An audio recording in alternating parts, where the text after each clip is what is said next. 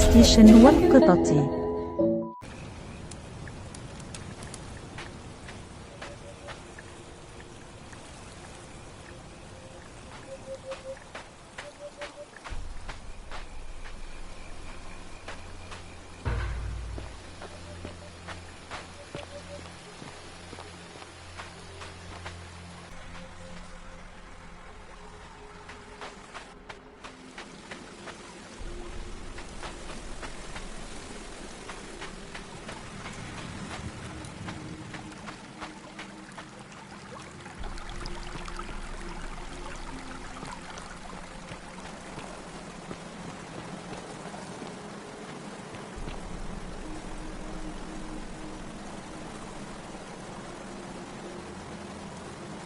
If you're reading this, it means I've discovered the entrance to an ancient Roman city hidden deep underground. Its existence is long forgotten, all knowledge of it lost, except in the Latin inscription here. It reads, "You who wish to enter the city, step forth and be judged. The virtuous shall be rewarded with eternal life in paradise. The wicked shall find themselves showered in gold, but in vain. For this shall be their final resting place." Could an underground city have remained a secret for all this time? Could people have survived down there, against the odds? It seems there's only one way to find out. If I'm not back in an hour, I'm somewhere on the other side. Consider this an invitation, or a warning.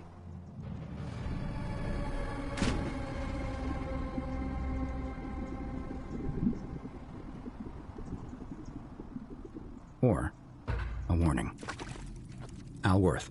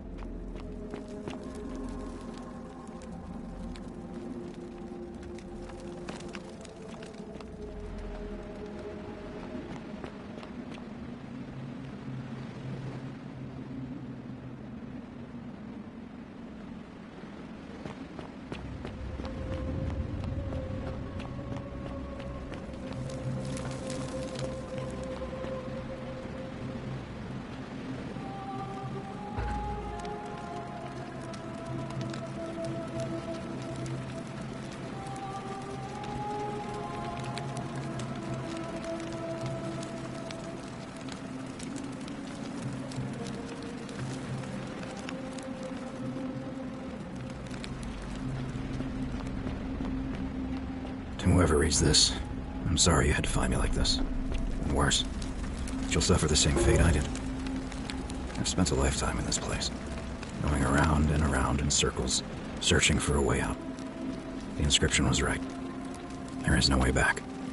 And here there are only two options: death, and that godforsaken doorway into the past. I made the mistake of stepping through it. I wanted to set things right, and I tried. I really tried.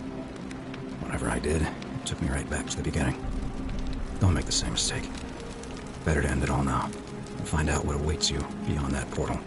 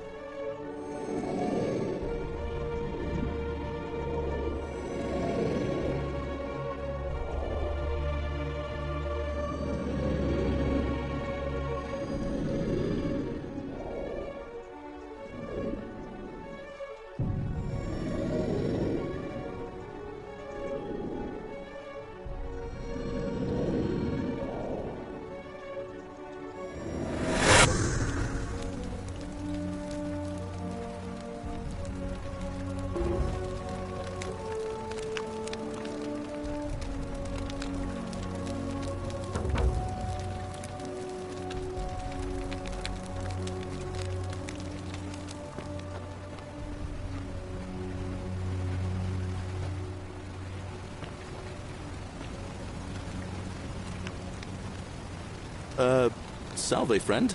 I'm Galerius. Mind telling me who you are and what you were doing in the Shrine of Proserpina? Yeah, you know, agricultural goddess of springtime. You're not from around here, are you? Oh, I see what you did there, changing the subject like that. Nice try. But I'll ask again, who are you, and what were you doing in the shrine?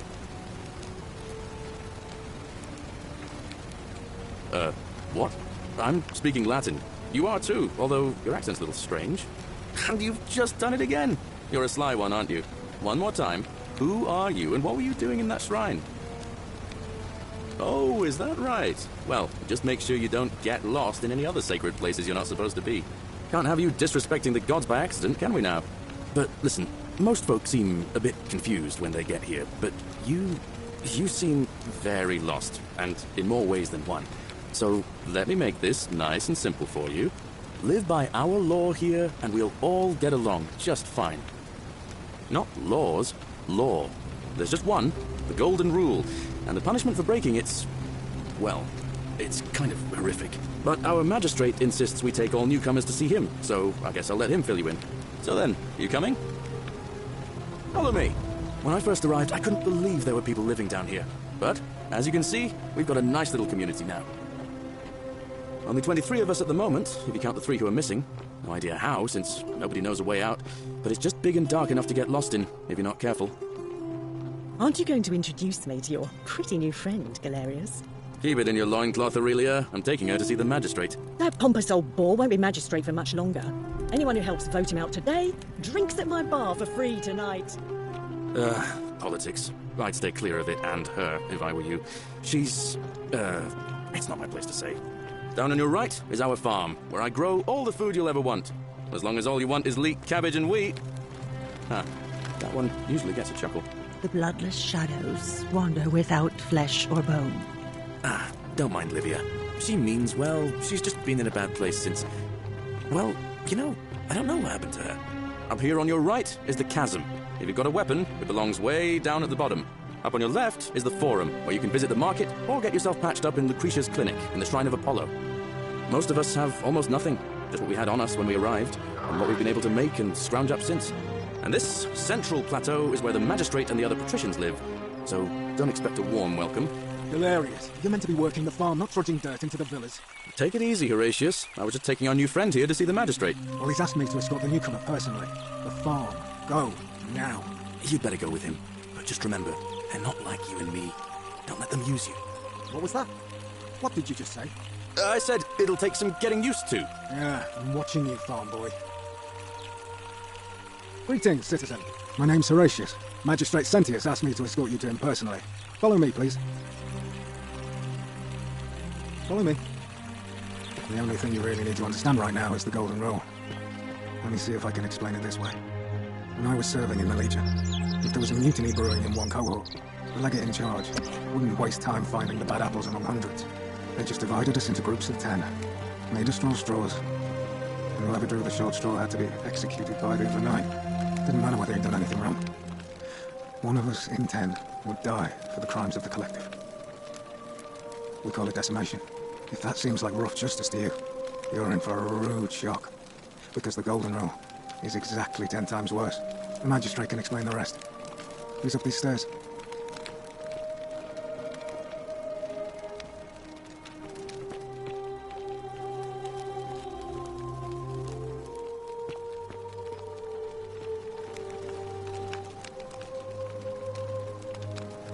We're finally alone. I assume you already know who I am. May I know your name? A curious name, to match a curious accent. But I digress. I see you have the piercing and astute eyes of Athena. You must be a woman of great learning. We're always happy to welcome another scholar to our little community. Equitia will be delighted to meet you, I'm sure. Now, you're probably wondering why I summoned you, and I'll get to that. But first, take a look at this wondrous place, would you? A secret city built deep in the mountains, many hundreds of years ago. Indeed. More importantly, consider the miraculous community we've built here over the last 7 months. 22 complete strangers brought together by the fates, living and working together in our own little paradise. And in all that time, not a single sin has been committed. No fights, no theft, nothing. Have you ever witnessed something so extraordinary as a city without sin? Nor could I until I came here. But the reason for this miracle is as simple as it is terrifying. If even one person commits a sin here, every last one of us will die. You see, the builders of this place, whoever they were, left inscriptions warning, "The many shall suffer for the sins of the one." From what we can gather, breaking the law here will anger the gods and provoke a terrible punishment, like the curses of Medusa and Midas combined, turning us all to gold. We've come to call it the Golden Rule. It's extraordinary that we've survived as long as we have, and each day I grow more and more afraid that our time in the sun is almost up. And now it seems that day is finally here. All that matters is that somebody in this city is about to break the Golden Rule. Why else would Proserpina send you now? Unless you and I can stop them, our doom is assured. I know that's a lot to take in, and you look like you have questions. Please, ask away.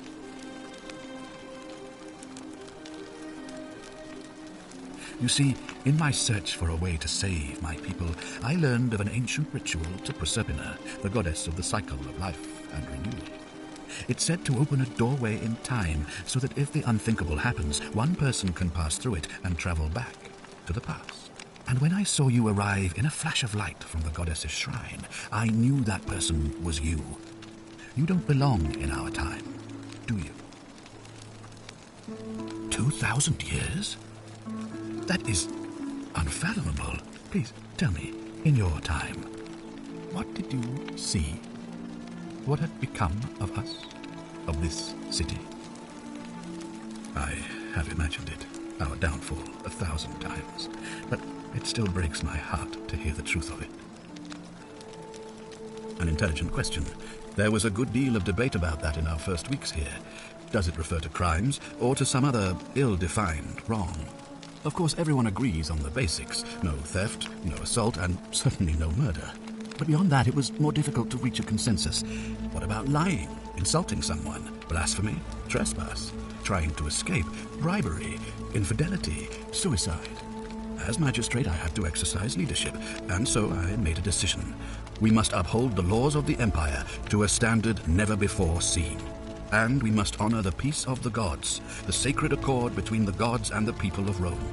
It is only by offering the gods the proper respect that we may prosper, as Rome has for centuries. Barbaric? Barbaric? What are you talking about? The Empire is the most civilizing force in the known world. Rome is a beacon of light in the darkness. For 800 years she has borne great statesmen, philosophers, poets, artists, and engineers. We have comprehensive laws protecting the rights of our citizens, which have unified countless warring tribes all across the Mediterranean and beyond, from Gallia to Judea. All our citizens are treated the same, regardless of the color of their skin or their sexual preference. Can you say the same? When our people are starving, they are given food rations, and when they are wronged, they have the right to bring the guilty party before the magistrate.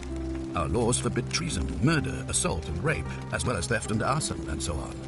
No other civilization in the world is so advanced, and you have the hubris to call us barbaric?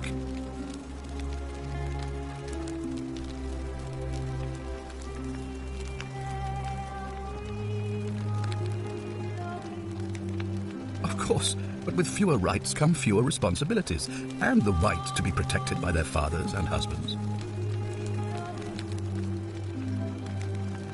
Of course, what else would we do with those prisoners of war who would otherwise have been executed? And besides, there are laws for their protection as well. On occasion, but our gladiators are almost all volunteers seeking glory, or condemned prisoners who would have been executed anyway. I do not see the harm. You mean the blasphemous cult responsible for burning down half of Rome last year? It's hard to blame the people for being angry about that. Are you talking about our practice of decimation? Of course. We could hardly unite all these warring tribes without a disciplined, formidable legion. Well, right now, you're a long, long way from home. I have made my pronouncement on the subject. Unfortunately, there are still those here who resist, whispering blasphemous and treasonous lies in the shadows. I would be keeping a close eye on them if I were you. All I can tell you is that it's a ritual sacrifice to Proserpina. I stumbled across instructions. I have to recite a prayer, and of course, as with all rituals, some sacrifice is involved. Usually that means wine or food, or in some cases a live animal.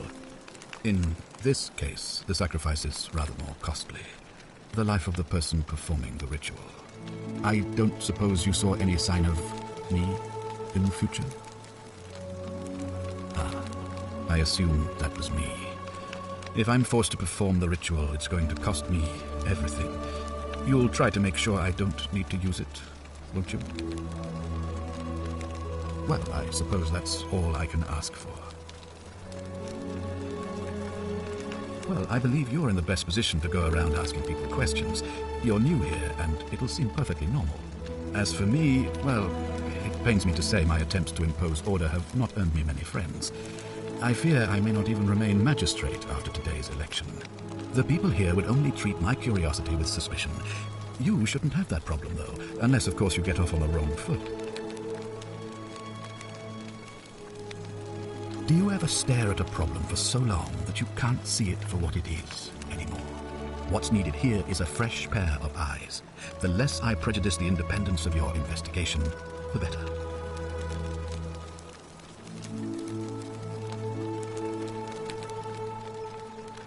Good. So, are you with me? Can I count on you to figure out who's about to break the golden rule? No, I don't suppose you do. But I'm hoping that even if you're not burdened with a sense of self-sacrifice, you'll at least see the sense in self-preservation. Wonderful. Now, I need you to investigate the city, talk to everyone, help them if it'll win their trust. I authorize you to enter private homes and inspect possessions and documents, unless, of course, you're asked to leave.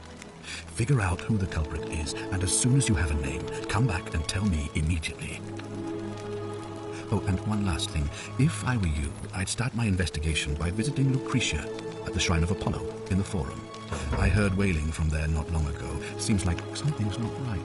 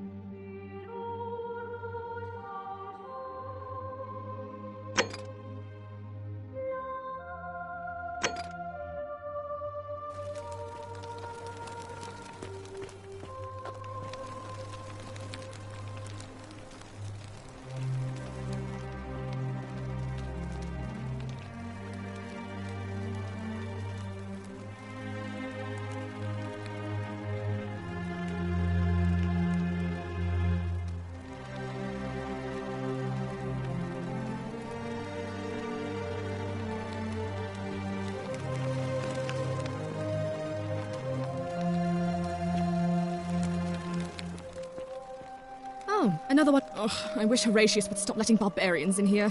What do you want? I'm Sentia, eldest daughter of the magistrate. But you'd know that if you'd been invited in here and introduced properly. What are you doing in here? And why are you dressed like that? Really? I'd never have noticed, what with your flawless accent, appropriate attire, and impressive mastery of our customs. Now, remind me, why are we having this conversation? I trust you can see yourself out.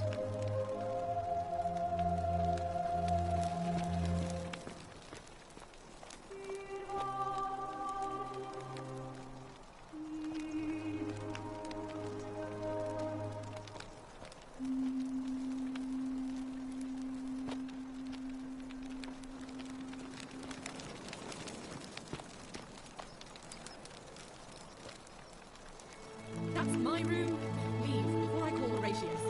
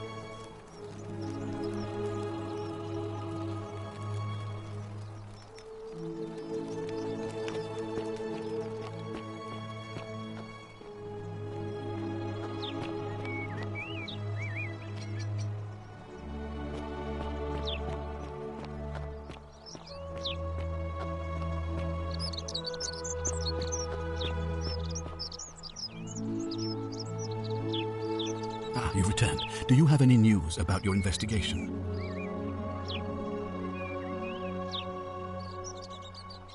I've had plenty of time to think about it. Let me see if I can sum up my thoughts. I've always considered my guiding star to be the well-being of the Roman people. Our survival and prosperity have always hinged upon honoring the peace of the gods, the sacred accord between the gods and the people of Rome. Give the gods what they want and we all prosper. Dishonor them and we all die. It's as simple as that. The real enemy in this place is not the golden rule, but human failings. The temptation to slide into degeneracy, greed, and hubris. I trust that answers your question. Sextus Sentius Imperiosus is my name, though magistrate is the proper way to address me. Before I wound up here, I was a decurion in the cavalry of Imperial Rome, helping protect civilization from the barbarians. It's a cavalry officer. I had 30 men under my command. This was my uniform. As magistrate, I usually wear a toga, but today I may need to survive long enough to create the portal for you, so it seemed prudent. My men and I were at the Emporium in Rome as honor guard for a visiting dignitary arriving upriver by barge. Now the port is usually bustling, but just as our guests arrived, waves of people began running toward the river from streets and alleyways in every direction. They were trying to escape a terrible fire. Unfortunately, the crowd sent my horse into a panic, and, I remember it, losing its footing by the water's edge. The next thing I knew, I was waking up on a riverbank not far from here in the company of some stranger. I went looking for my horse, and discovered that lonely temple. You can probably figure out the rest. I was elected 7 months ago, uncontested because of my command experience. Since then, there's been growing agitation for another election. They're supposed to be annual, but I agreed to hold it sooner, hoping it would placate my constituents. Unfortunately, it just seems to have emboldened certain elements instead. Very well. If I bid, I'd have led these people out of here already. Thank you. I'll be waiting here for news.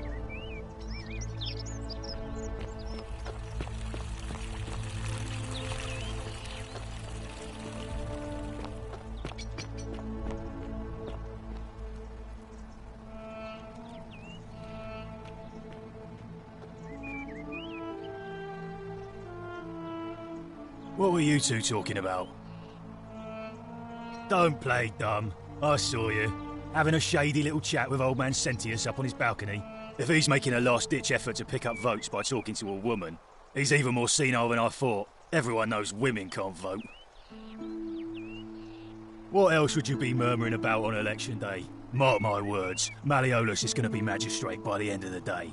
And if I tell him you've sided with that feeble old has-been, that you've been trying to undermine his hard-won victory, you'll have picked the wrong patron. Got it?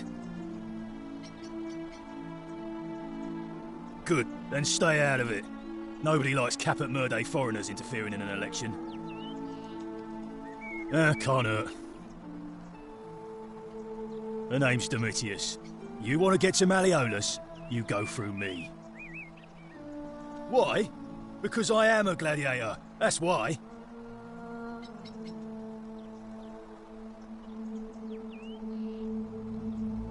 I think it's gone on long enough, and Malleolus is going to put an end to it once he's elected. He's going to announce it in his victory speech. Just you wait and see. Because if I tell you, and it gets out, it'll give old man Sentius a chance to interfere in our plans, and we can't have that. We've already lined up the votes he needs to win. Just stay out of our way, and we won't have a problem. Too bad. He's busy. Unless... No, you don't look like you could afford it. I'm glad you asked. See, he's a busy man, and this is an important day. He'll be inside practicing his victory speech for tonight. Left me strict instructions he doesn't want to be disturbed. So if you want to see him, I'll need something valuable in return. Dunno. Something good. Bribe? That's such an ugly word. What I'm looking for is more of a tribute to me, your soon-to-be patron. Just make it good. When Malleolus wins the election, yeah, this place will change. You won't even want to leave. You'll see. Whatever. Just remember, I'll be watching.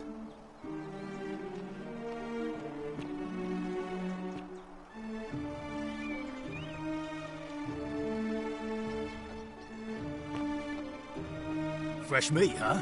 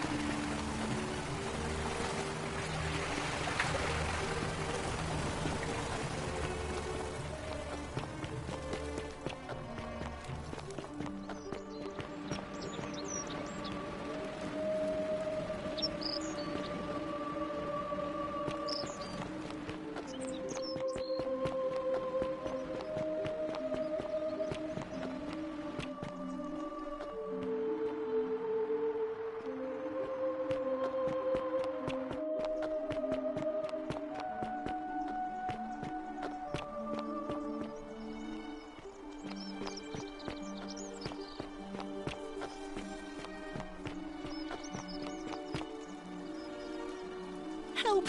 You have to do something! A man arrived in the baths, a real nasty sort, with his face all covered up, and he's got a weapon. You have to do something, or he's going to break the golden rule. Fabia, but now's not the time. Are you going to help or not? Thank you. He's still in there, somewhere. I have to hide. Find me in this empty shrine when it's over.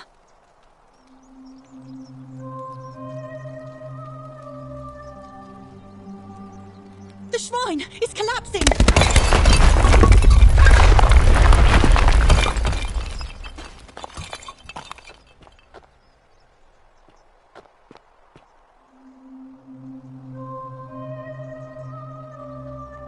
Fabia, no! Oh God, she's dead! Did anyone see that? The whole shrine just collapsed on her! Oh Fabia, why did you have to go in there? Poor sweet girl! I can't believe she is dead. Fabia, I mean.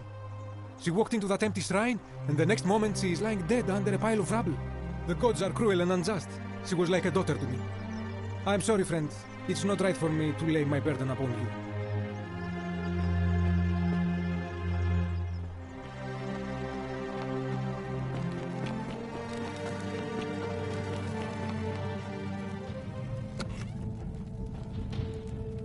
Stop right there. I'm looking for Tiberius Quinctius Crispus, otherwise known as Quinctius. Do you know where he is? I'm not sure I believe that, so allow me to explain something to you.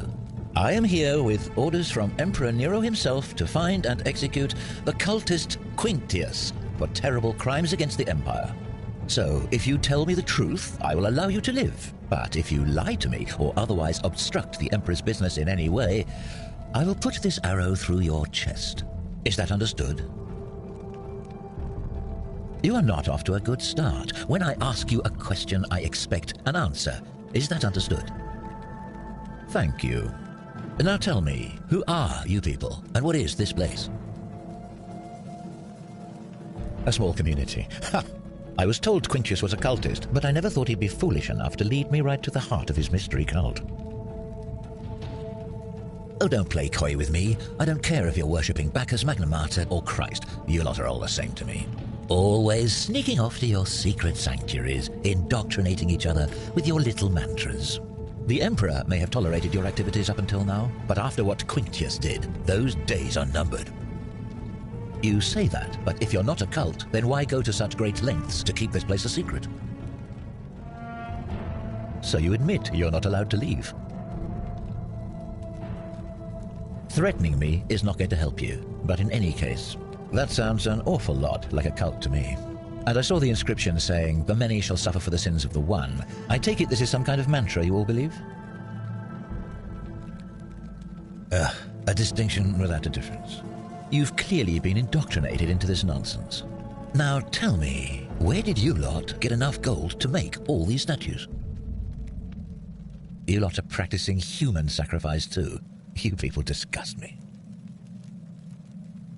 Of course you'd say that, but that's what your kind do, isn't it? Our God told us to do it. It's all clear to me now.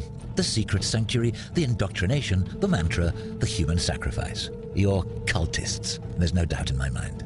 What baffles me is how a person can believe in something with such zeal. They just can't see what they've become. However, you still have a chance to redeem yourself by telling me where Quintius is. Do not waste it.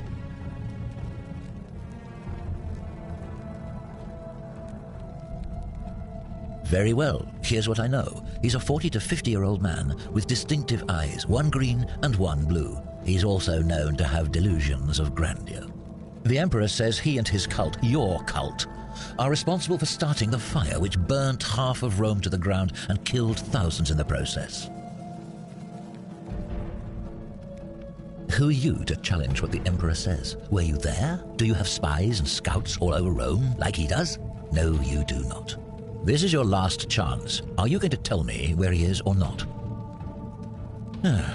Then you're of no use to me. Do you have any last words?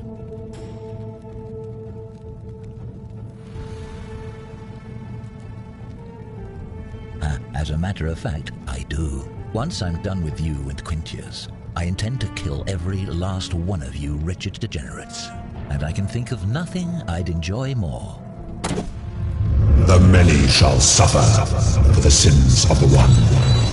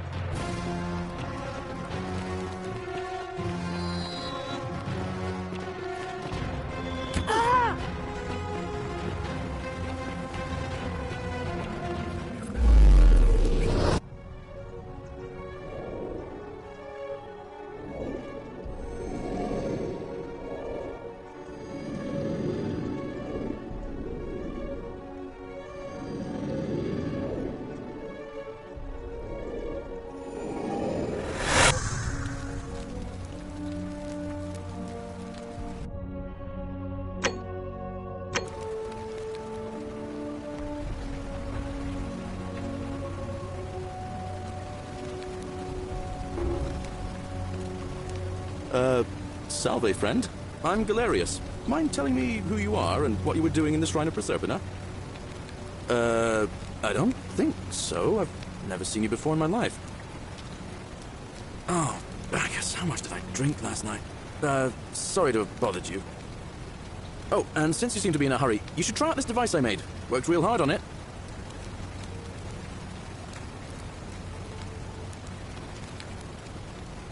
Just attach the pulley to the rope over the lake and hang on to the handles. If it works, it'll be faster than walking. And if it doesn't work, worst thing that can happen is you'll take a swim in the lake. I haven't quite summoned the courage to test it myself. But don't worry, it's completely safe. Probably. All right, see you around.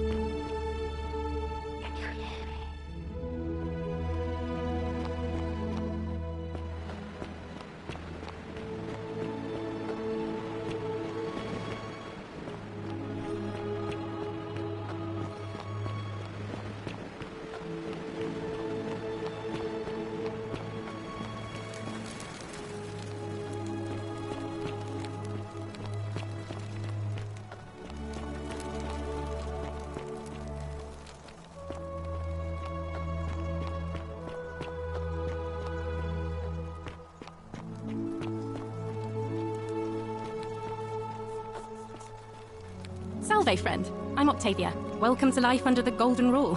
It's a ghastly thing, is it not? How are you faring so far? That's good, in a sense. If you're not on edge, you've not been paying attention. But on the bright side, once you've been here a few months, well, it's slightly less terrifying anyway. We've all been where you are now. I remember when I first arrived. I used to lay awake at night contemplating the big questions. Why am I here? Is there a way out? What is the Golden Rule, and who or what is responsible for it? I still don't have any of the answers, I'm afraid. I don't think anybody does. But I'm happy to share with you what I've learned. Here, in this place, the magistrate has me earning my keep by cleaning and pruning the gardens. It's not quite how I expected my life to go. I used to live in a lovely villa on the banks of the Tiber. I was even betrothed to a handsome young man from a prominent family.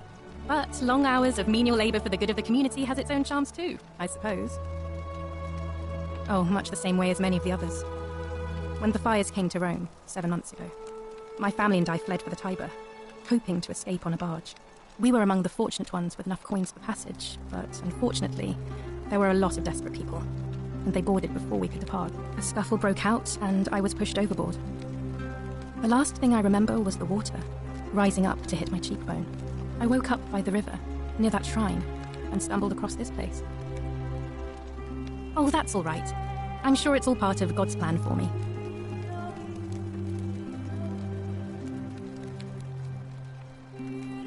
Oh yes, of course. A slip of the tongue. If you like. I'm afraid not. Although I did once hear someone gossiping down at Aurelia's tavern about a possible way out. I don't put a lot of stock in such rumours, but if you're desperate and wealthy, you could look into it, I suppose. If that doesn't work, then I suppose we're all stuck here until the gods decide our fate. I hope it works out. The many shall suffer for the sins of the one. I think about those words a lot. I'd like to think that if we all love our neighbours as ourselves and do to them as we'd have them do to us, then we'll all be fine. But on the other hand, I was always taught the intent of man's heart is evil from his youth, and that all of us are born with a tendency towards sin. And that's where I get stuck. Is it true? Are we born with a tendency towards sin? You don't think that's a little naive? I suppose you've never seen what I've seen. Innocent men and women, torn apart in arenas while thousands of Romans look on and cheer.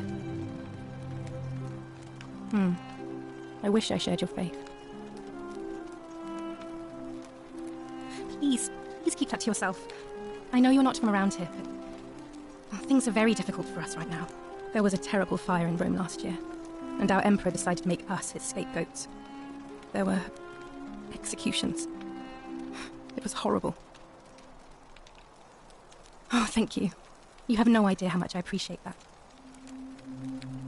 All right, well, it was lovely to meet you. I look forward to getting to know you better over the coming months. And if you ever... I can't believe this is how it ends.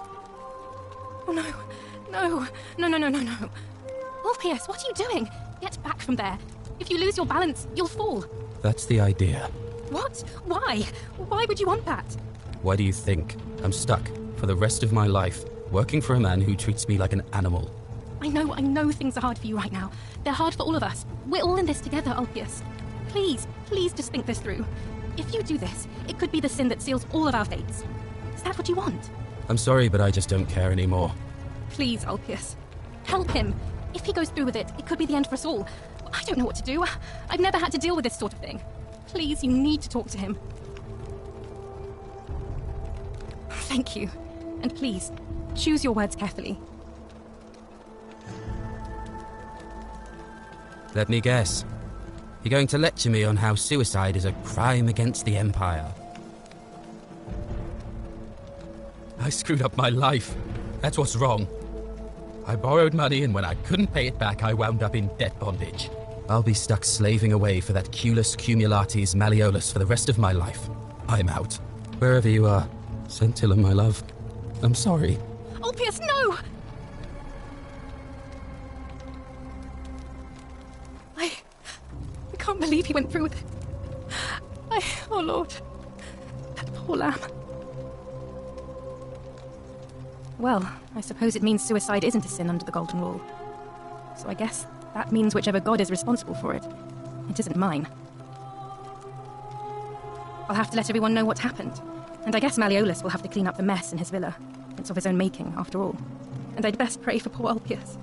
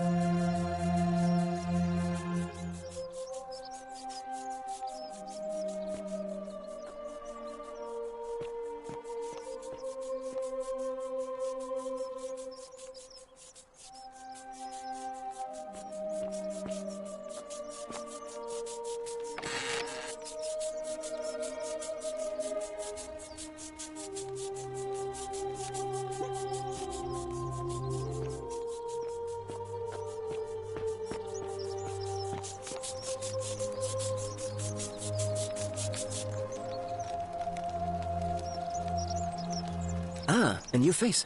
Salve, and welcome to a little community. My name's impossible to pronounce for most people, so you can just call me Virgil. Well, I'm an architect. Or at least I was back in Rome. That's probably too grandiose a term to describe what I do here. Help out with repairs and try to stop old buildings from collapsing on people, that kind of thing. But you probably don't want to hear about the ingenious architecture or mysterious history of this place.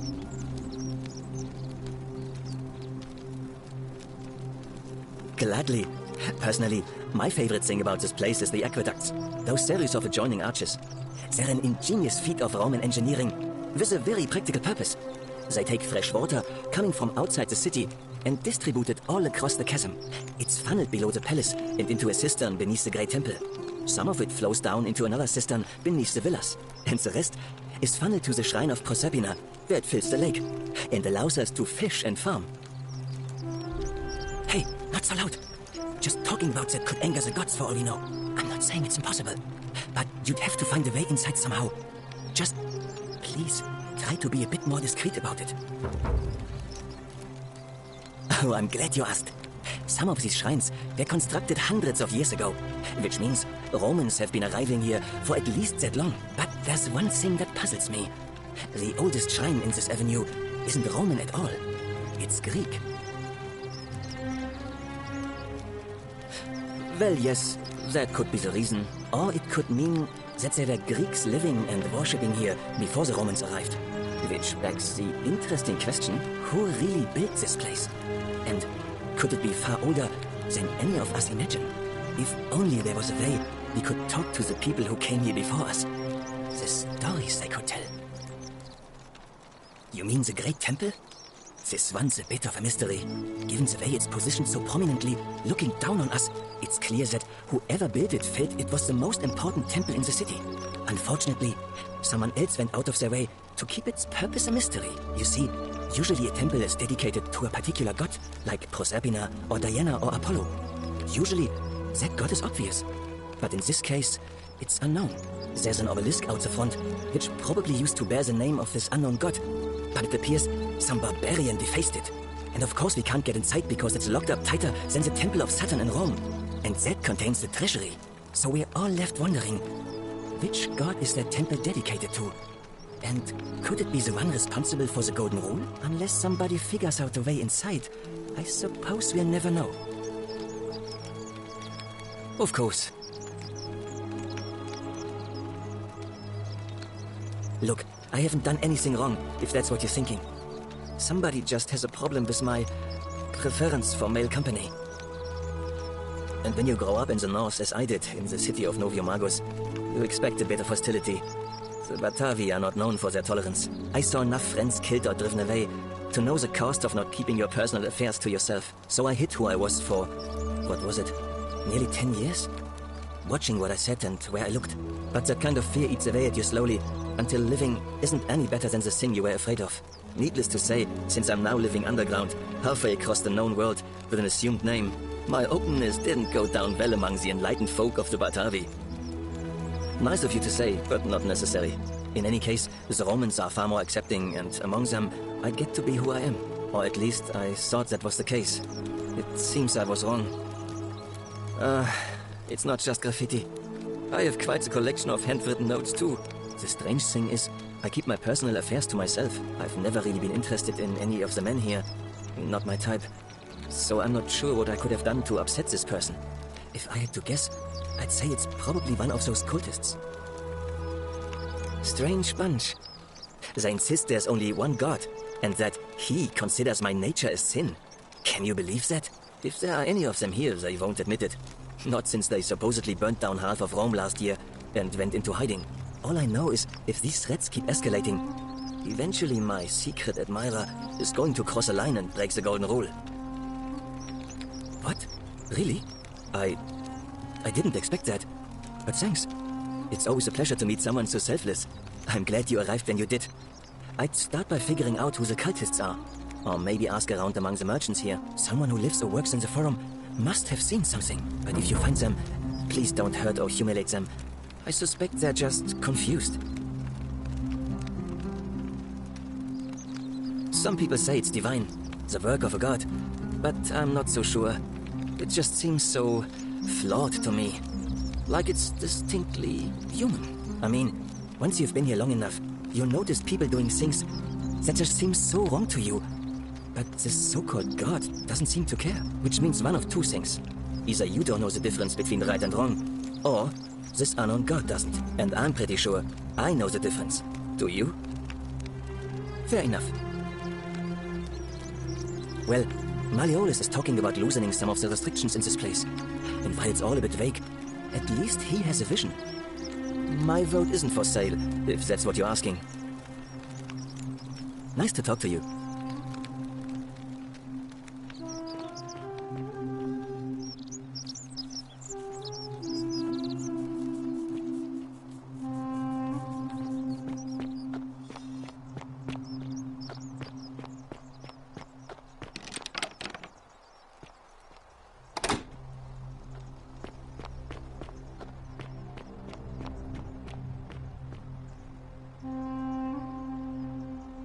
A new face, Ave, and may Vesta watch over you.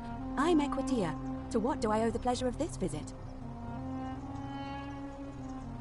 Oh my, I take it people are quite direct where you're from. I suppose it's quite charming in its own way. Usually, however, you wouldn't simply march up to a Vestal priestess and without due formality or courtesy ask, "What is your story?" The proper approach would be to arrange an introduction through a mutual acquaintance in high office, by which time you would already know how to address me. And then you would find a way to satisfy your curiosity, rather more indirectly. But to be honest, I've often thought what an unnecessarily formal way to communicate that is. So, let's do it your way. You just keep being yourself and ask whatever you like. It'll be a refreshing change. You know, I'm not entirely sure. But what about you? How did you end up here? Karen, you say? And nothing about that name seemed odd to you?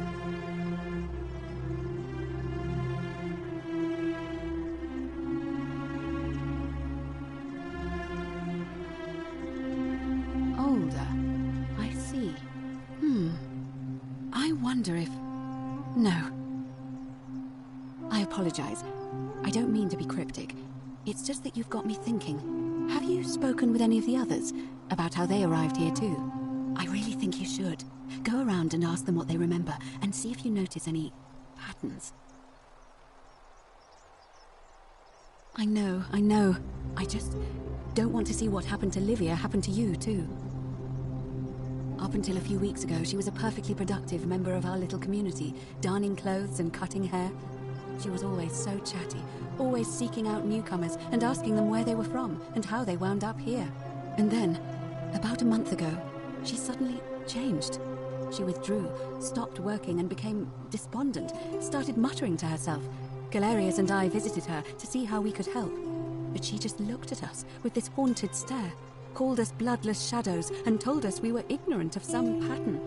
Look, it could be unrelated. Perhaps she simply fell ill. Or, as Galerius suggested, the weight of the golden rule was too much for her. But there is a small chance that she learned something, saw a pattern nobody else saw, and that it broke her. I just don't want to see that happen to you. So be careful, will you? Thank you. Now, go and follow the thread of truth through this labyrinth, and come back to me if you discover any patterns. I'm quite sure it's the work of the gods, which is strange because they've never been particularly concerned with our misdeeds, as long as we've kept the peace of the gods. We asked for blessings, for good health, bountiful harvest, military victory, and in return, we offer praise, wine, incense, or animals. But here, it seems they require much more of us. I find myself reminded of an especially pertinent tale from our great poet Ovid in his epic Metamorphoses. Would you like to hear it? It is rather long. Wonderful. It goes like this. Baucis and Philemon were an old married couple living a humble life in a small town. One night, the town gets a visit from a couple of vagrants. They go from door to door, asking for a place to stay the night. Of course, being vagrants, they're turned away sharply from house after house, 1,000 in all, until finally they come to the little cottage where Baucis and Philemon lived. Now, the kind old couple had very little to offer, but nevertheless, they invite these strangers into their house and offer them food, wine, and a place to stay. Immediately, the guests make themselves at home. They begin gulping down the old couple's wine, so much so that Borsis, the old lady, begins to worry they're going to run out. And then she notices something strange. Her wine pitcher keeps refilling itself, as if by magic, realizing only a select few possess such powers. Says to her husband, Philemon, "I think these men are gods in disguise." Immediately the couple begins apologizing for offering such coarse wine, and the vagrants metamorphosize and reveal themselves to be Jupiter, the king of the gods, and Mercury, the trickster god. They confide they didn't mind the meager offerings. They were just pleased that someone in the town offered them hospitality. Then Jupiter says to them, "You have passed our test, but everyone else in this city failed, so we are going to destroy this place and everyone in it, except you, who we will grant a wish." So old Borsis and Philemon escape up into the mountains safely, and they receive their wish, which is for eternity together. Meanwhile, Jupiter carries through with his threat and wipes that city off the map. Some say the moral of that story is that we must all honor the sacred rituals of guest friendship, the reciprocal obligations owed between hosts and guests. But I like to think it's that we should always show compassion for those less fortunate than ourselves. A cynic philosopher might take that view, but it's not entirely invalid, I suppose. It must be completed by dusk, just the same as any other official business. It'll be between Sentius, the incumbent, and Malleolus, the challenger. Why do you ask? All of the male citizens who are willing and able to attend, unless they're running, of course. That's just the way it's always been, I'm afraid. It never sat right with me, either. There are some women who can vote, Vestal priestesses like myself, but in this case, given my role overseeing the election, I've decided to abstain. I can't allow the perception that I'm being anything but fair and independent, but if it's any consolation, there are other ways to influence the outcome of an election. By using whatever gifts the gods gave you. Nothing untoward, of course. I'm responsible for announcing it and making sure the procedures are followed. You can, assuming they're eligible and willing to accept the nomination. Certainly. Come back to me once you've acquainted yourself with the rest of our neighbors.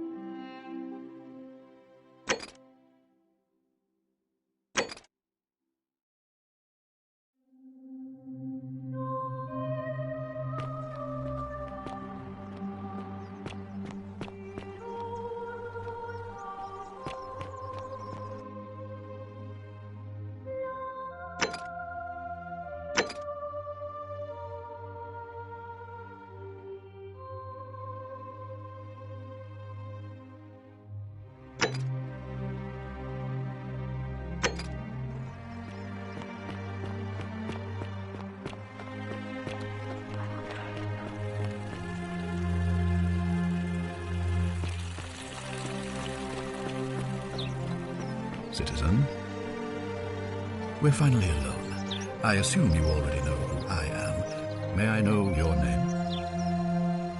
We have? Wait, if I understand correctly, someone is about to break the golden rule, forcing me to create a portal in time to bring you here? I must have entrusted you with figuring out who the culprit is, only I assume we failed, and you had to start over. Is that about right? If so, what happened? Ah, I see. Look, it's unfortunate, but all that matters now is that you make use of what you've learned and gathered and do better next time. Now, I assume you've sought me out again for a reason. Of course, what is it?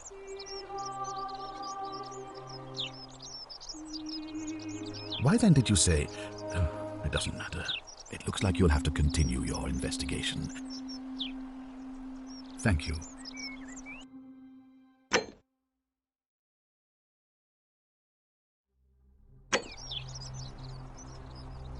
Ah, You returned. Do you have any news?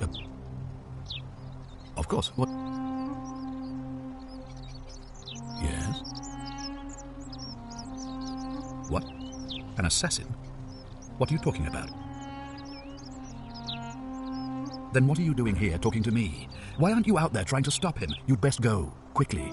As magistrate, I hereby declare him an enemy of Rome and authorize his execution by your hand, forthwith. I don't believe so, no. It's not a crime to carry out the lawful order of a magistrate. So now you're an expert on Roman law, are you? Listen to me. We are cut off from the Empire down here, fending for ourselves on the brink of annihilation. If ever there was a time to dispense with legal procedure, it would be now. Think of it as an act of preemptive self-defense. Think of the lives you'll be saving. Then perhaps you would prefer the feeling of being responsible for the deaths of everyone in this city. Now is not the time for cowardice in the guise of philosophical introspection. Now is the time for action. You have your order. Carry it out. Any way you can. Despite my weapons ban, it's been my experience one can always find a weapon if one looks hard enough.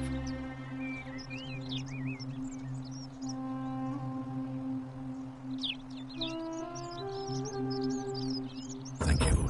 Please act quickly before it's too late.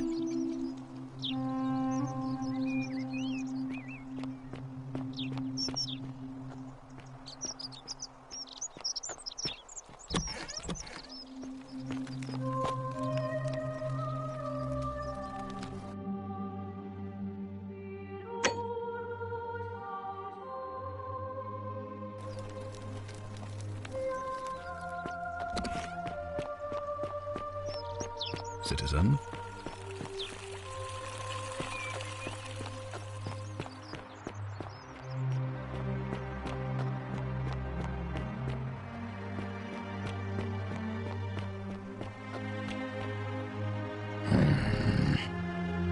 Name's Rufus. Better watch your step. Can't talk long, got to stay sharp, but family's from Solution in Tigris, Babylon province. But I've been roaming a long time now. Even joined the legions, the 6th, the one they call Ironclads. Because we're all in grave danger. Is it not obvious? Same way as everyone else.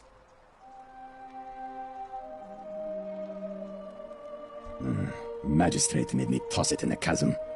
Stupid. Going to have to improvise now. If you were dealing with what I am, you wouldn't be either. None of your business.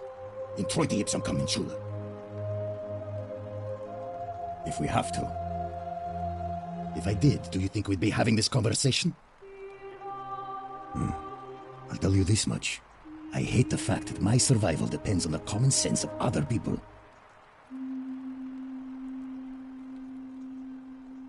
Ah, then you know what I'm talking about. I mean, all these people just bumble along like nothing's wrong. Well, we're one bad decision away from being wiped out. Like the last lot of people who lived here. Seems like I'm the only one ready for what's coming. Whatever that is. And when it hits, it's everyone for themselves. You've been warned. I don't know. But did you ever get the feeling some of these statues are watching us when we're not looking? Like they're waiting for something. I don't like it. Of course I am. Meliodas. Not sure I trust Sentius. Couldn't even protect his daughter in a city without sin. How's he going to protect us? No. Whatever.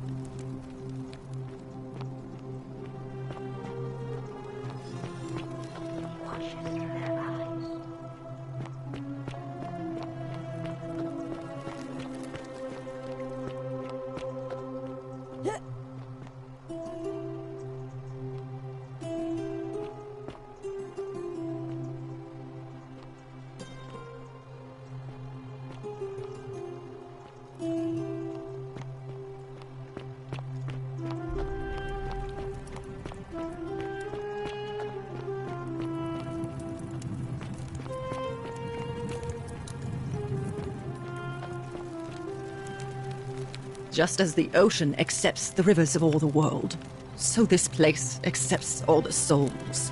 But it does not notice the crowds that come. You think you wish to know, but you do not. It is better for you if you remain ignorant. Pandora's box must stay closed. I'll say no more. The bloodless shadows wander without flesh or bone. Some crowd the forum, some the house of the ruler of the depths. Others follow their trades, imitating their previous lives. They never do. There is only a downward path, gloomy with fatal yew trees. It leads through dumb silence to the infernal regions.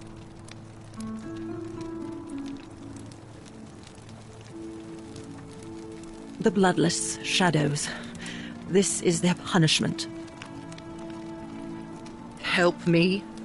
You cannot help me. I have seen things. A pattern, a terrible pattern. It is better for you if you remain ignorant. Pandora's box must stay closed. I'll say no more.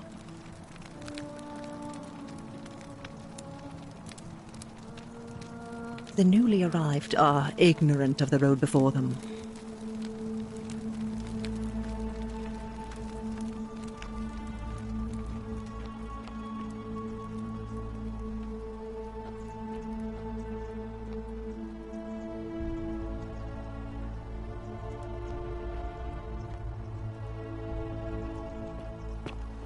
Cerberus lifts his triple head and lets out his threefold graying.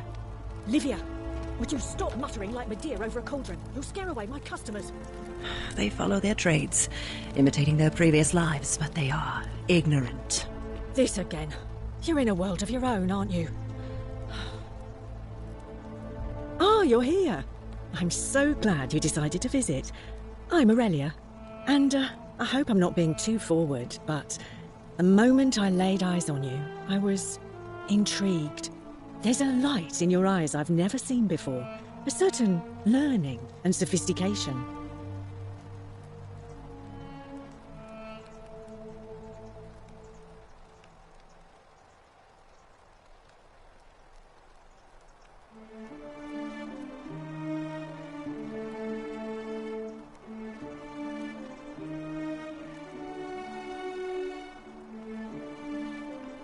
Why? Just because I'm a woman? Honey, it's your loss. I take back what I said. Suddenly, I don't find you so intriguing anymore. Let's just forget that ever happened, so we can at least do business. So, what brings you to my tavern? Ugh, let it go. Nothing's going to happen between us. All right, see ya.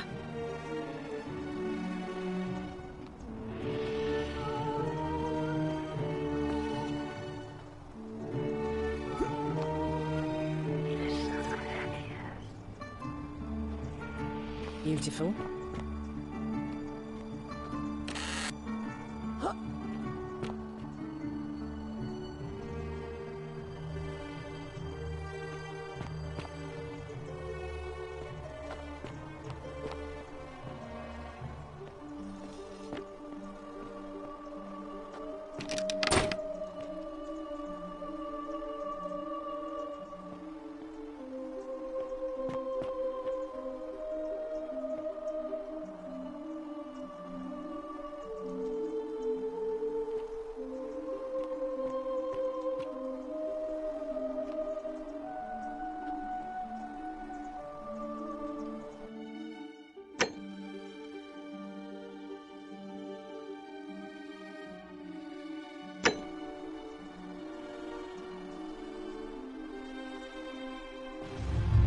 The many shall suffer for the sins of the one.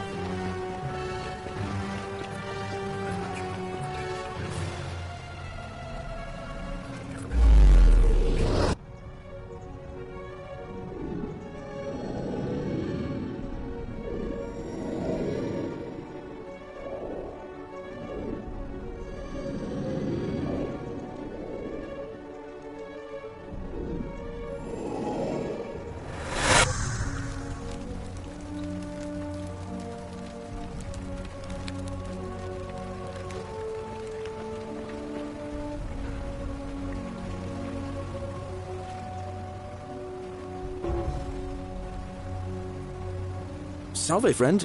Mind telling me who you are and why you look like you've just taken on a gladiator and lost? I don't think so. I've never seen you before in my life. Oh, Bacchus, how much did I drink last night? Sorry to have bothered you. Of course. What did you want to know? Well, it's a long one and kind of sad, but I don't mind telling it. I'm a farmer. Always have been. I grew up in a small village in Britannia, Camulodunum, with my parents and 2 little sisters. Lovely part of the world. One day, when I was about 20, my father and I were in the top paddock, loading our cart, when some Roman legionaries came along, demanding produce for their men. My father told me to run into the house for his axe, and so I did. I sprinted so fast I almost threw up, but by the time I got back, he was bleeding out on the ground, and our cart was empty. That was my first encounter with the legions. My mother died of a broken heart soon after, and things went downhill from there. I took over the farmstead, but I was young, and it was a struggle. More raiding started before too long. We'd come outside in the morning to find animals missing, our stores pillaged. These legion thugs just took whatever they wanted. One night, when my sisters and I had nothing left to steal, there was a knock at the door. I knew who they were, and what they wanted. I got my father's old axe, pulled the door open real quick, and before that soldier knew it, split his face right down the middle. But there were more of them. I never saw how many, because the next thing I knew, I was waking up with a mouth full of dirt and lungs full of smoke. My home was reduced to ash. My sisters, dead. And they left me alive to see what they'd done. It still burns whenever I think about it. Yeah, well, I wasn't the only one this happened to. It wasn't long before Boudica led thousands of Britons in a rebellion against the Romans. Unfortunately, there were just too many of them. And those of us who survived, they enslaved. So, then I found myself being transported all the way to Rome to be sold to the highest bidder. I spent a few years working for my new master, learning the Romans' ways, Romanized my name and everything. Tried to escape a couple of times, but they always found me, and I'd just end up right back where I was. I'd probably still be there too, if it wasn't for the stampedes breaking out. You see, about 7 months ago, an enormous fire broke out in Rome. Everybody was running down toward the river, screaming and shouting. I'd never seen anything like it. Human beings acting like cattle. I got swept up with them somehow, and the rest is a blur. The next thing I knew, some stranger was dragging me out of a river. Stumbled across this place, and I started my life over again. That's what I thought too, for a while. But it seems the gods aren't done tormenting me yet. See, I finally had my own farm again, safe from the grasping hands of the Romans. Or so I thought. Until Sentius the Decurion demanded I hand over all my produce. It's for the good of us all, he says. Only he takes the best bits for himself, of course. He even told me if I refuse his demands, I'll break the golden rule. I'm not sure I believe him, but then, what if he's right? So, it turns out our dear old magistrate is no better than the legion thugs who took everything from me. I'm right back where I began. But don't you worry, Nemesis is waiting, and he'll get his, one day. He'll get his. Forget I said that last part, will you? I get carried away sometimes. Thanks, friend. I knew I liked you. Anyway, that's enough of me rambling. Was there something else you wanted to talk about?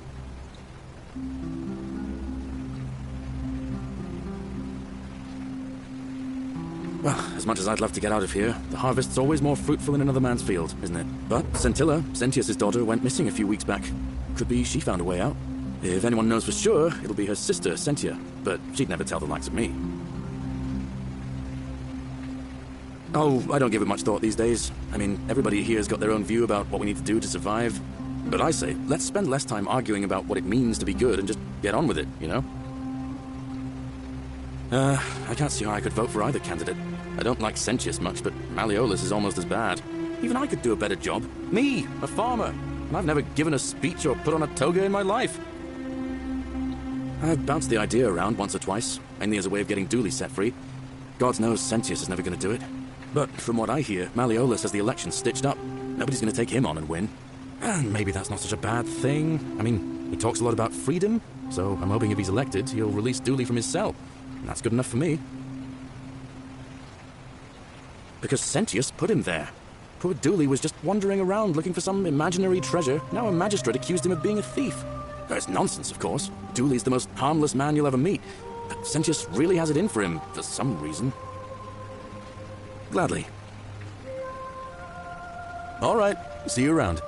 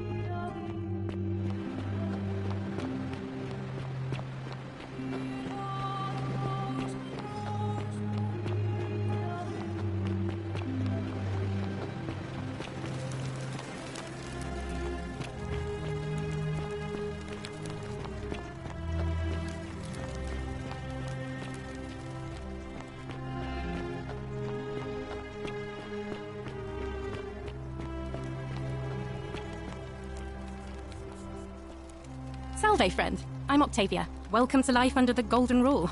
It's a ghastly thing, is it not? How are you faring so far?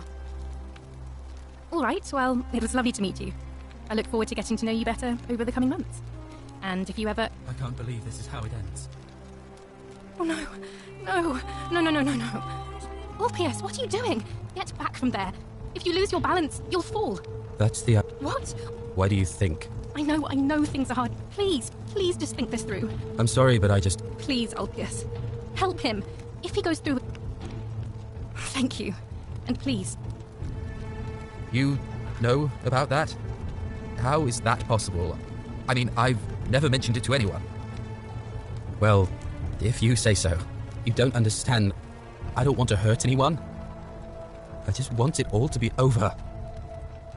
It's too late for that. Yulia and I made a pact, and she's already swallowed hemlock this morning. If I backed out now, I'd be betraying her. I can't do that. No. No. Hands up. I am out. Wherever you are, Scintilla, my love. I'm sorry.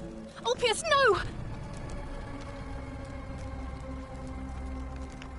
I can't believe he went through with it. Oh Lord. That poor lamb. That was not your fault. There's no way you could have given him what he wanted, moments after you arrived. I'll have to let everyone know what happened. And I guess Malleolus will have to clean up the mess in his villa. It's of his own making, after all. And I'd best pray for poor Ulpius.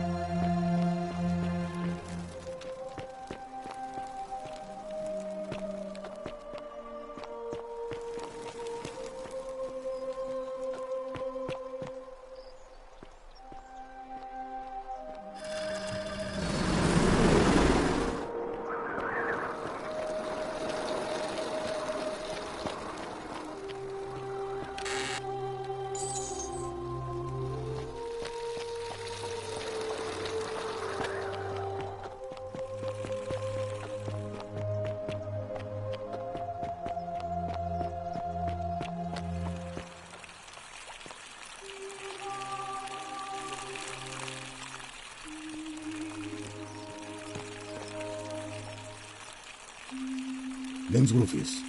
Better watch your step. Whatever.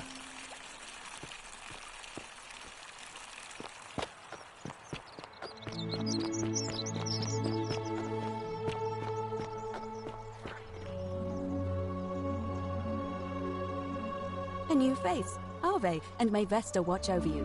I'm Equitia. To what do I owe the pleasure of this visit? Interesting. I'm not sure why you're telling me, but you've come to the right person. Did you find a pattern then? What have you noticed? Yes, I also had such an encounter. What else? There are definitely some common threads there. But I think we'll need at least a few to ensure we're not just seeing coincidences. Keep asking people how they wound up here. I don't want us to rush to any conclusions yet. Livia's fate weighs heavily on my mind, and dictates we should be sure. Yes, you should ask the others first. Come back to me once you've acquainted yourself with the rest of our neighbors. What is it, citizen? I'm a legionary of the First Italica, but there's not a lot of fighting down here. So the magistrate has assigned me other duties. I act as the magistrate's right-hand man, keeping an eye on his daughters. Daughter, I should say. And the others, and making sure they're all behaving. I also keep a register of new arrivals. I'm from Liguria, up north originally. I was doing all right for myself, 12 years into my service. Had a nice girl lined up for when it was all over. Not anymore. She's probably figured I'm long gone and moved on by now. I try not to think about it. My commander sent me to deliver a message to Rome. While I was there, I thought I'd do something nice for my girl, and pick up a little pendant from a silversmith. That's when the crowd started flooding through the streets, shouting fire. People were screaming, trampling each other. Then some genetric fugitive tried to take advantage of the chaos and pinch my pendant. I remember chasing him through the crowds, down towards the river. And then, nothing. Blacked out and woke up near here. No idea how I ended up floating so far downriver. But I'm fortunate to be alive, I suppose. Ah, don't be. As Seneca the Younger said, difficulties strengthen the mind, as labour does the body. That said, Scintilla's disappearance has been more difficult than I'd care to admit. I went around asking the same questions when I first arrived. Never did find a way out. But I learned how to accept my situation. To bear trials with a calm mind robs misfortune of its strength and burden. That's from Seneca the Younger, if you're interested. He's one of the better commanders I've ever had, that's for sure. Good stoic. Lives by Seneca's words. Treat your inferior as you would wish your superior to treat you. Can't ask for much more than that. I don't see why not. Just make sure I get it back by tomorrow.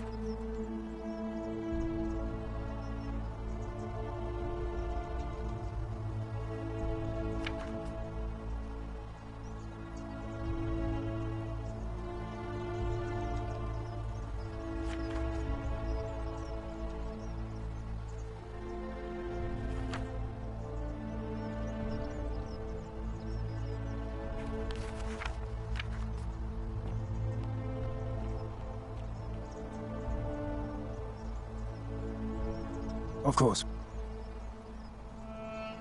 Well, as I always say, it's kind of like a divine version of the practice of decimation in the Legion. By threatening to execute 1 in 10 men, the idea is to ensure order and discipline among everyone. And it works. If you knew you could be executed because your brother-in-arms is planning a mutiny, well, you'd bloody well watch him like 100-eyed Argus, wouldn't you? Because your only chance of saving yourself is to stop bad things before they happen. Makes us all responsible for keeping each other in check. It's brutal, of course, but effective. The Legion wouldn't be the most formidable force in the world without it.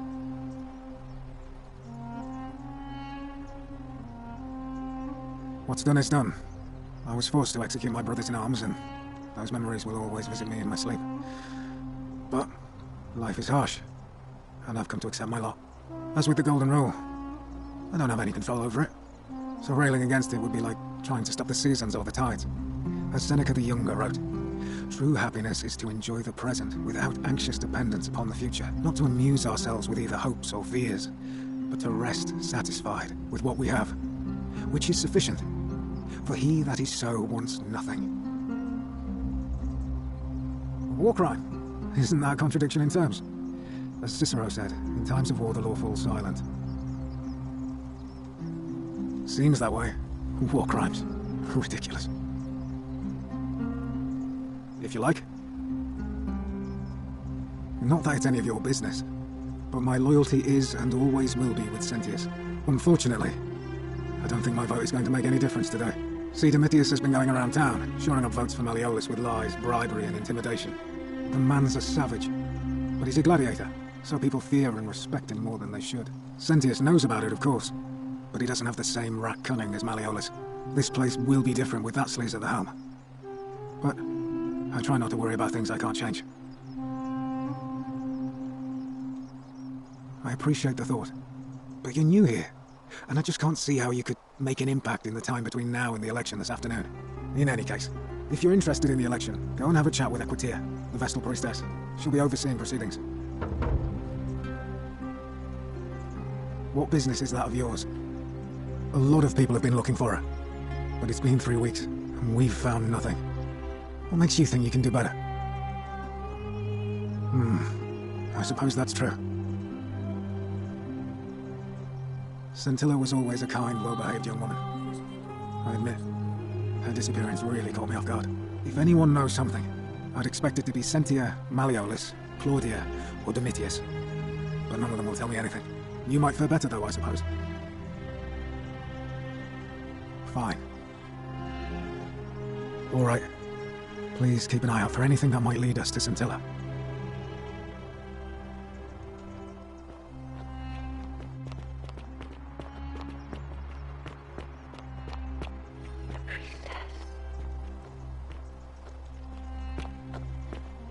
Keep an eye out for Scintilla, would you?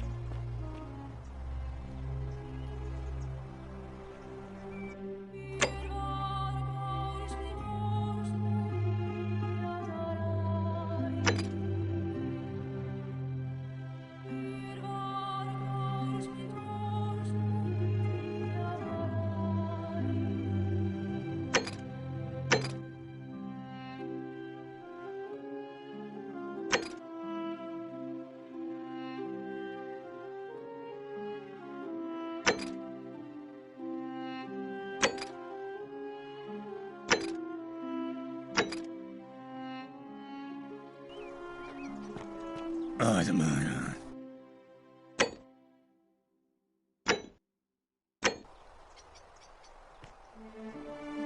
Malleolus isn't receiving visitors at the moment, it being election day.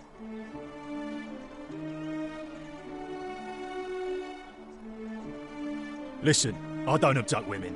They come to me, and they keep coming back, if you know what I mean. Yeah? What have you got for me?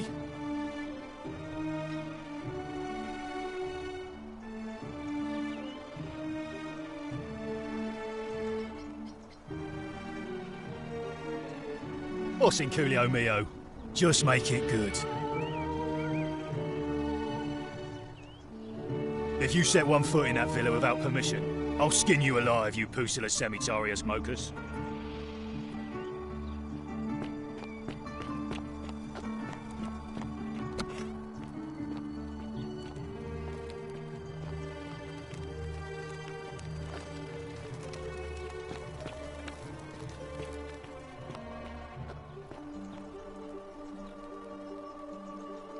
Ave again.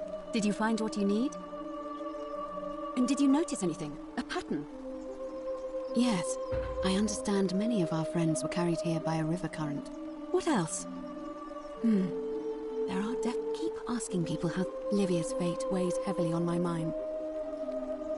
I don't, I'm afraid. It seems to me we're exiled here until the gods judge us, one way or another. Come back to me once you've acquired...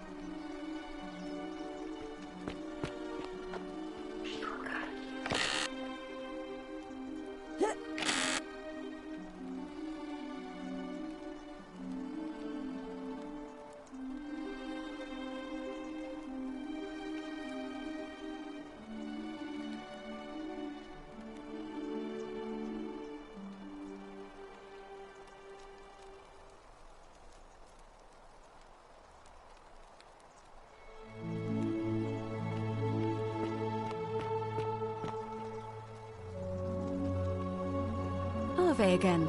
Did you find what you need? Come back to me.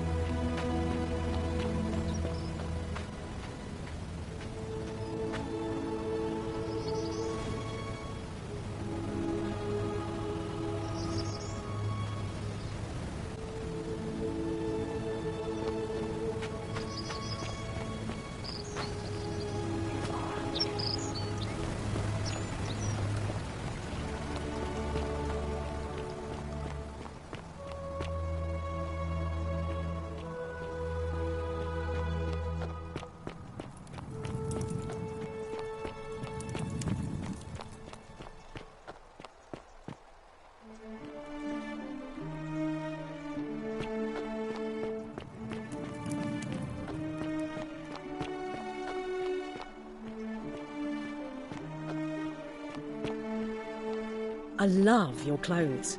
So exotic.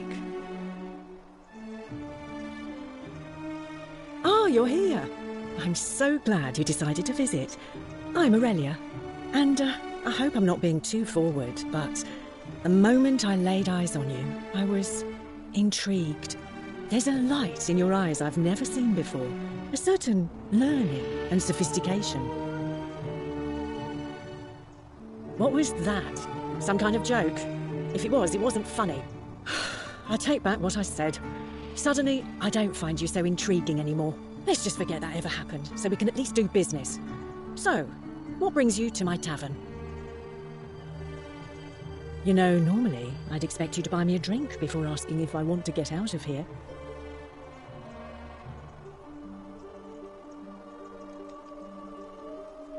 Straight to business, huh? I can work with that. As a matter of fact, I do know a way out. I'm happy to tell you all about it, but this is valuable information we're talking about, and I don't just give it out like some cheap oracle.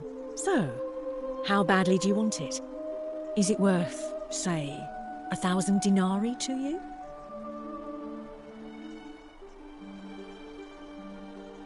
I think of it this way.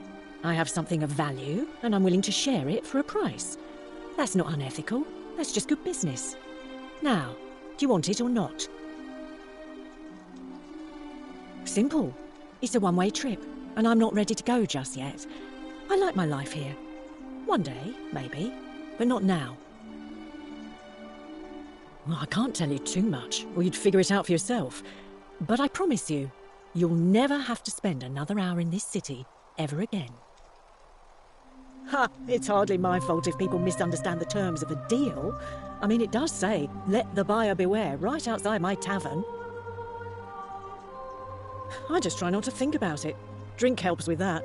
As the saying goes, to drink is human, so we drink.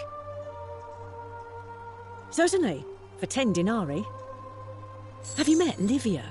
She used to do my hair, until one day she just snapped. This place has that effect on people.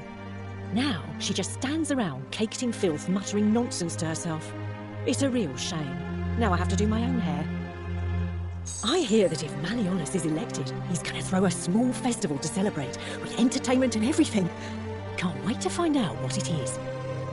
There used to be a midwife here, Naevia, but this place drove her mad as a Maenad. Said she could hear the statues whispering to her. Can you imagine? Fortunately for us, she locked herself in the palace weeks ago and hasn't been seen since. Good riddance, I say. Whatever you like. All right, see ya. Cerberus lifts his triple head and lets out his threefold braying.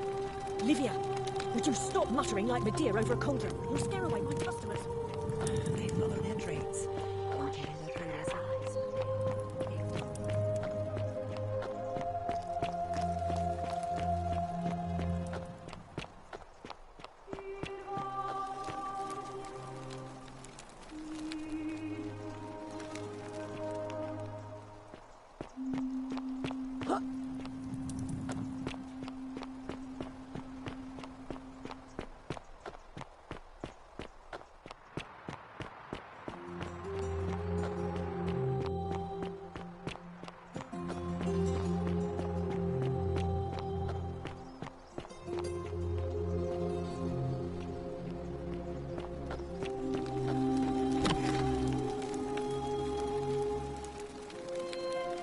What are you doing in here?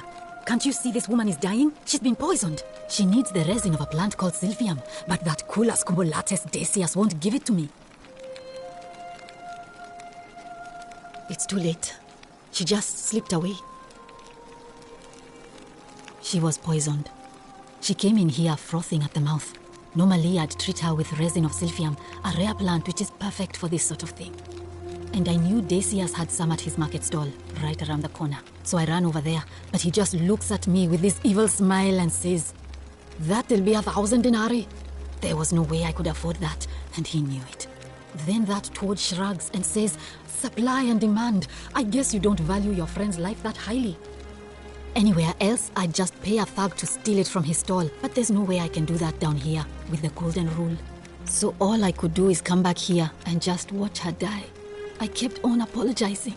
And now I'll never know who poisoned her, or how they managed to do it without breaking the golden rule, or why she cursed that snake's cruel black eyes with her dying breath. Well, unless you have the power to bring someone back from the dead, there's really just one thing you can do. Get me that Sylvium resin. I'm going to have another patient in here soon. Could be in the next day, or in the next hour. And I will not allow this to happen again. I don't care how you get it, but you have to make it happen, because if I lose another patient this way, I swear to the gods below, not even the golden rule will stop me from marching up to that Genetricum Fututo and scratching his eyes out. Then you'd better get me that Sylvium quickly, hadn't you?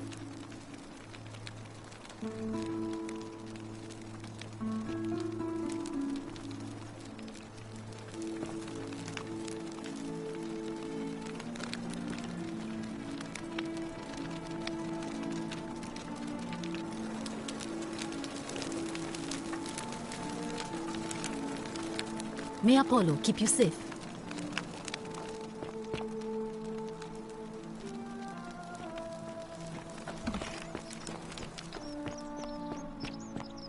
Whatever's in that great temple up there on the bluff, I bet it's worth a fortune.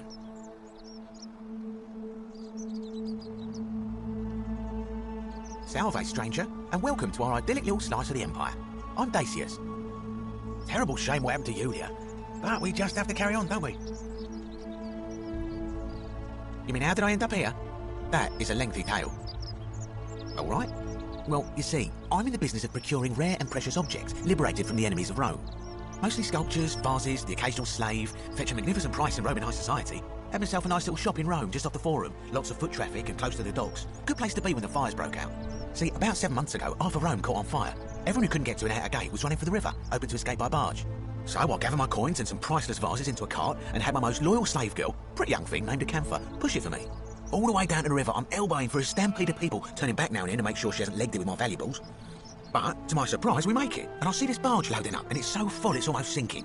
But the captain's happy to take my coin, so I start boarding, and then he puts his hand on my chest and he says, "No, too heavy.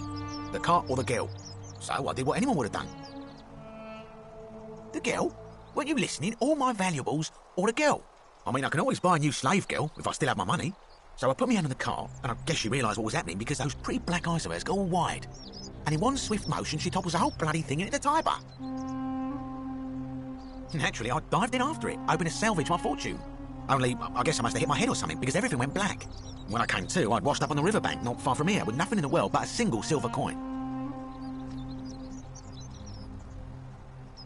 Thank you, friend. But it turns out it might have been a stroke of good fortune, because this place is a veritable treasure trove. Look around you. There must be more gold in here than in the treasury of Rome. If I could just figure out how to get it out of here. I'm afraid not. If you're desperate, I did hear that Aurelia down at the tavern claims to know of a way out, but I'm not sure I trust her. Some people here are a little shady for my liking. Oh yeah, gotta watch out. Old Dacius has got your back, though. It's terrible for inflation is what it is. There's so much gold just lying around, it's practically worthless. At least down here. Of course, I have an idea for generating real wealth, but what I need is a bow. Just a simple composite bow. I've scoured this city from top to bottom with no luck. But if you happen to find one, bring it to me and we'll talk. Oh, well, technically yes, but that just means you'll need to be a little discreet. No need to decide on anything yet. Just sleep on it, yeah? I don't, I'm afraid. But I did overhear Fabia telling Georgius she saw something. She was headed to the baths not long ago. Malleolus. I mean, Sentius couldn't even keep his daughter safe. What hope does he have of protecting us? Not going to happen. Certainly. All I ask is a reasonable price of 1,000 denarii. Oh, it's perfectly legal. Simply a question of supply and demand, I'm afraid. Take it or leave it. Well, if you did that, you'd break the golden rule, and we'd share the same fate as the last lot who lived here. Is that what you want?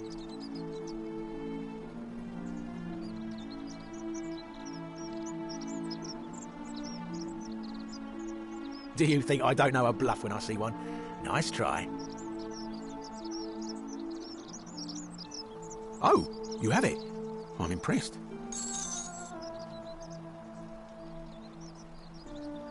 Pleasure doing business. Can I help you with anything else? Very well. Another time.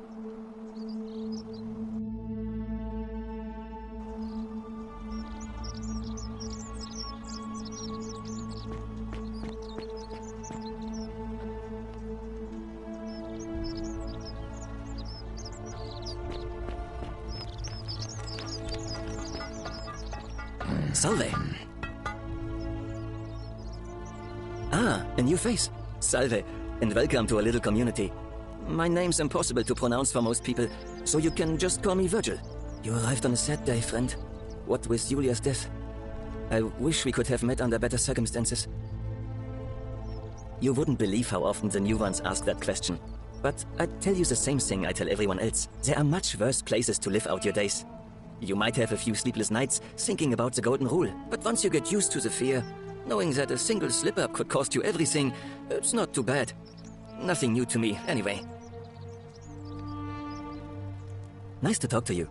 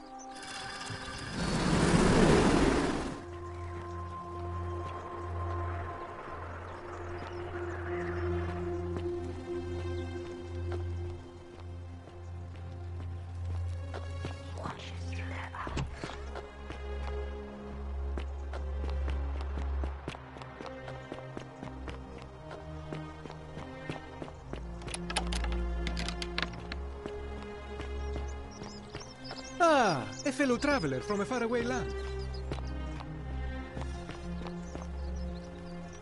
Greetings, I'm Georgius. It gladdens me to see another foreigner in our midst. We must stick together, you and I. And I must say, my sartorial friend, your clothing is most extraordinary. Leather boots in place of sandals, trousers with precise stitching, and such a curious design. I have traveled distant trade routes from the markets of Damascus to the farms of India, and never have I seen anyone dressed quite like you. Tell me, I must know, from which exotic part of the world do you hail? Then you are an explorer, like me. Wonderful. You must have many stories to share. I cannot wait to hear them. We will have much time here to get to know one another. But for now, do you require assistance? I know you do not require clothing, so information perhaps? My story? How kind of you to ask. I am a tailor and I run the humble shop in the forum. A good question. A very good question indeed. And I would be happy to tell you if only I could remember it clearly myself. I remember I had just been to Rome to sell an extraordinary selection of wares, and drowning in coin, I decided to celebrate my success. I rented a prestigious villa by the Tiber, invited over a few select friends, and we began making our way through some of the most exquisite wine money could buy. Quite a lot of it, in fact. Now, I have had visions and awoken in strange places before. I have even found myself naked in the desert sands more than once, but none of that compares to this. This time, I remember people screaming, then falling into a void as empty as time before creation, gasping for air, and then nothing. When I regained my faculties, I was lying naked by the banks of the Tiber, gods know how many miles from my villa. Indeed, I'm lucky I was carrying a little extra weight. I believe it kept me afloat. In any case, it seems I'd been rescued and resuscitated by a benevolent stranger. I went to find firewood for his campfire, stumbled across a cave, and discovered that trapdoor temple. And here I am.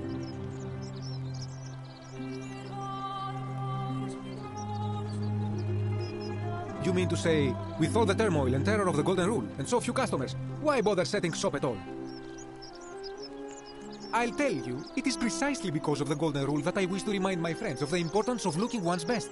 I say, the more of our customs we preserve down here, the more we can preserve a semblance of normality, the better our chances of keeping our heads. Don't you agree? Oh, and there is another reason too. If we all end up as golden statues for future generations to marvel at, I don't know about you, but I would like to look my best. Anything you like. Shh! Not so loud! What are you playing at? Have you not been told about the last attempt? Oh, then I suppose this duty falls to me. It is a long story. Of course, the first question any of us asks when we first arrive is, how do I escape? It is only natural after all. And scaling the chasm wall is out of the question, for it is simply too steep and too far. But as they say, if the wind fails, use the oars. And here the second option is to leave the way we came in, through the shaft above the bathhouse. See, the shaft is quite high, but if one gathered up enough wood, one could make a series of ladders and climb one's way out. They have. I am getting to that. There was an attempt, made by resourceful fellows who lived here some years ago. They even decided to keep records of their escape attempt for posterity. Unfortunately, as soon as they began to carry the first ladder down the hallway, they heard a godlike voice saying the entire city, and that, tragically, is where their tale ends. So it seems that to merely attempt escape is to invite the wrath of whichever god oversees this place, and so I say it is best to not even discuss it aloud. Ah, yes. The many shall suffer for the sins of the one. As a Greek, this is nothing new to me. It is how our gods operate. Have you not heard the tale of the god Hades? He was the first to learn this dreadful lesson when he abducted Persephone and imprisoned her in the underworld. When Demeter, the mother of Persephone, learned of this, she did not punish Hades, the guilty one.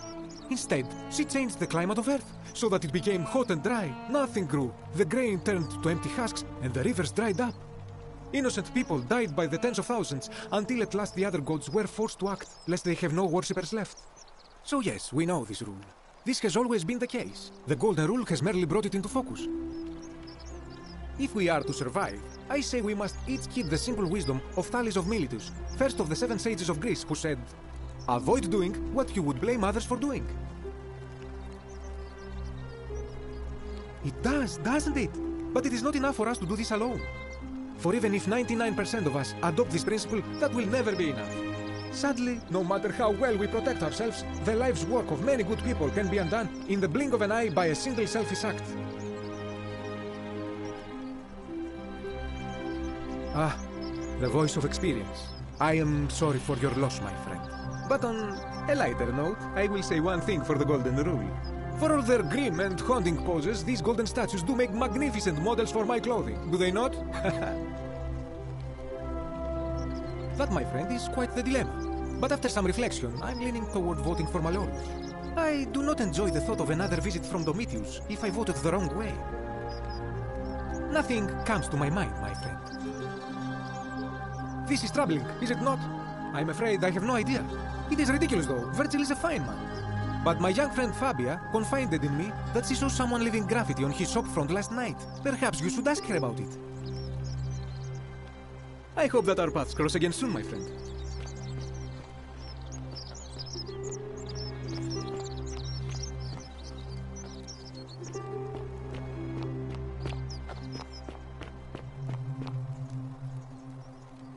Help! You have to do something! A man arrived in the baths, a real nasty sort, with his face all covered up, and he's got a weapon. You have to do something, or he's going to break the golden rule.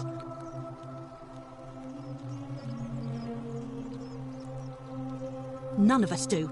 The magistrate made us throw them all into the chasm. So now this man's bow is the only one in the city. You'll just have to improvise. Thank you. He's still in there, somewhere. I have to hide. Find me in this empty shrine when it's over. What? Why? All right, fine. Come and find me in my bakery instead. Please be careful. I can hear the sound.